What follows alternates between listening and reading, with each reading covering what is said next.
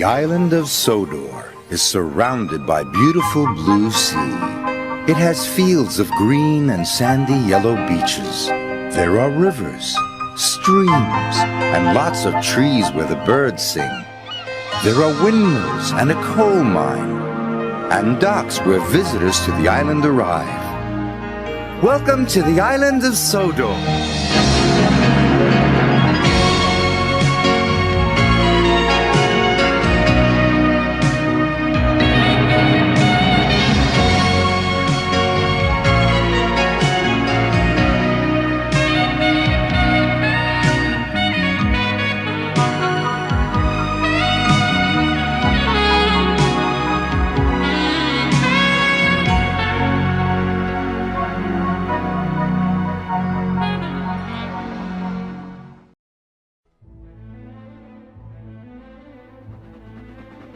The Flying Kipper is one of Sodor's most important trains.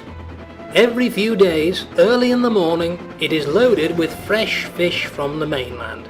Henry collects it and delivers the cargo to places all around the island. Henry enjoys doing this job and does not mind the smell of fish at all. One night, the engines were all returning home from a hard day's work. Gordon was already there. He was coughing and wheezing dreadfully. A fitter had been sent for, but wouldn't arrive until morning. The signalman ran up with news for Henry's driver, who then spoke to Henry. "The express will need a new engine to take Gordon's place tomorrow." "I can hear him coughing all the way from my box," said the signalman. "But who will look after the Kipper?" asked Henry. "Oh, not James," said the fireman. "We'd need a day just to pry him from the shed." What about one of the tank engines?" asked the driver. Thomas and Percy were horrified at the notion. "Thomas has a charter trade in the morning, and Percy really isn't suited for the job," said the fireman. "And Edward's due for shunting," said the signalman.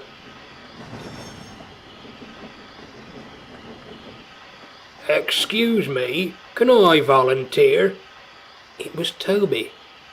The signalman pondered, and then went to telephone the Fat Controller. He came back from his signal box a few moments later. "The Fat Controller has agreed to have you pull the Kipper," said the signalman. "Thank you, sir," replied Toby. "I'm sure I can manage."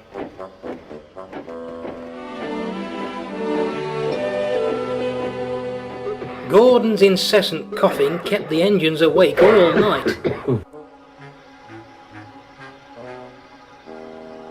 There was a peaceful lull when Toby's driver and fireman arrived to prepare him, but the coughing and sneezing resumed soon after.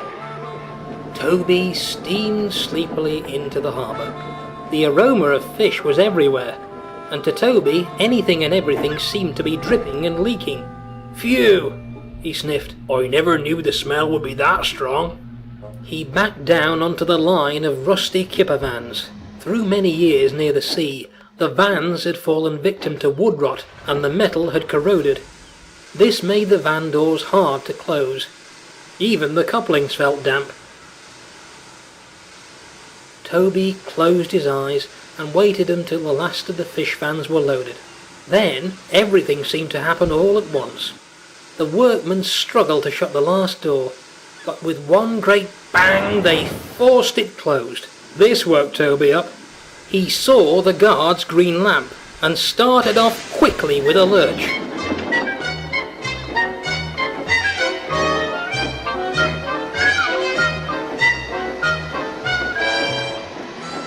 No one had noticed that the brake van did not follow and remained right where it sat.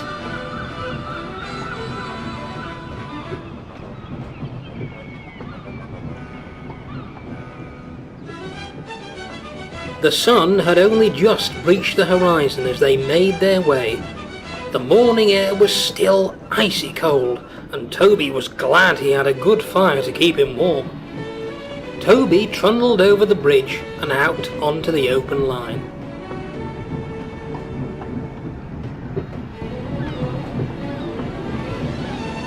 As the smell of fish spread across the country, the people in the towns kept their windows shut. Normally Henry would fly by with the Kipper, but Toby, being only a tram engine, was going rather slowly.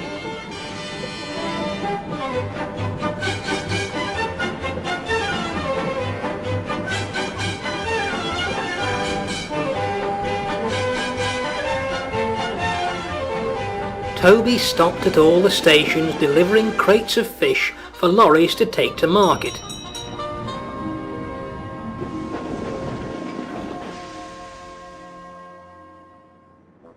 Each time it was a struggle to get the train started again, and each time Toby would jerk forward to get the vans moving.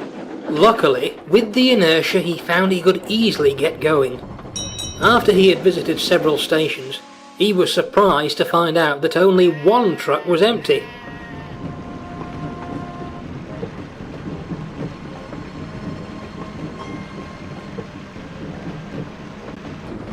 "Oh, bust my cowcatchers," he gasped.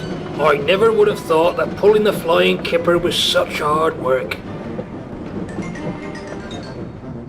The sun had risen and the birds were chirping when Toby reached the next station. Duck was there picking up passengers. "Caw," sniffed Duck, "the only thing missing in your train is chips and ketchup."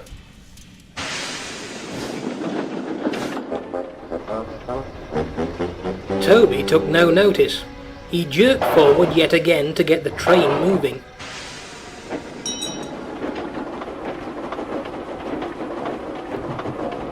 The smell of fish was even stronger as Toby chuffed through Brendam docks. He now felt very tired, but still had a long way to go. "I really wish they started unloading from front to back," complained Toby. "Arr," said Salty. "Nothing like a fresh fish train to stretch your wheels of a morning." Toby let out a big yawn. "Whoa, doesn't smell all that fresh to me," he said miserably.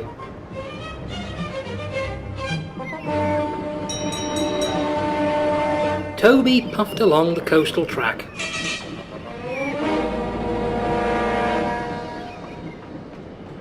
He had one more delivery to make, right over Gordon's Hill. Toby knew he should wait for help here. The train was very heavy. But Toby wanted to get his smelly job over with, so he steamed up the hill as fast as he could. This was a big mistake. They were nearly at the crest when the coupling on the first fish truck snapped. Toby, red in the face from all the effort, was flung forward. "Oh no!" gasped Toby. The Flying Kipper was now rolling backwards down the hill. The signalman was too late to divert the trucks into the siding. From around the bend, Henry steamed towards the station with Gordon's Express. He wasn't going fast, but still couldn't slow down in time.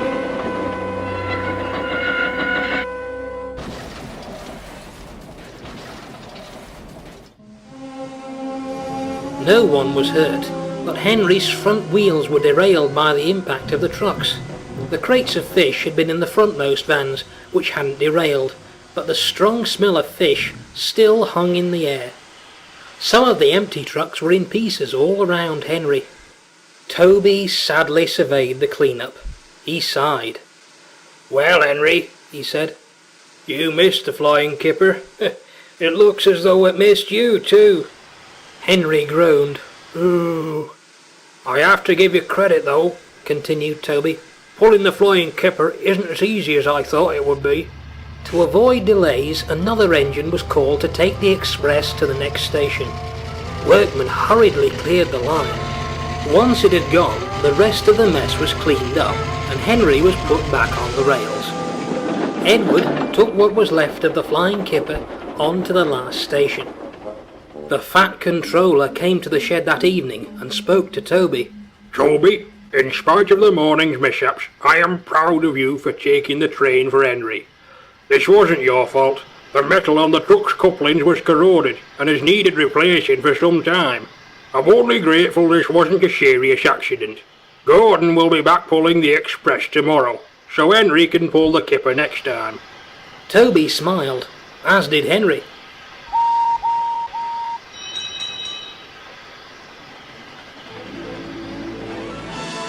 Early the next morning, Henry steamed across the island with new vans for the Flying Kipper.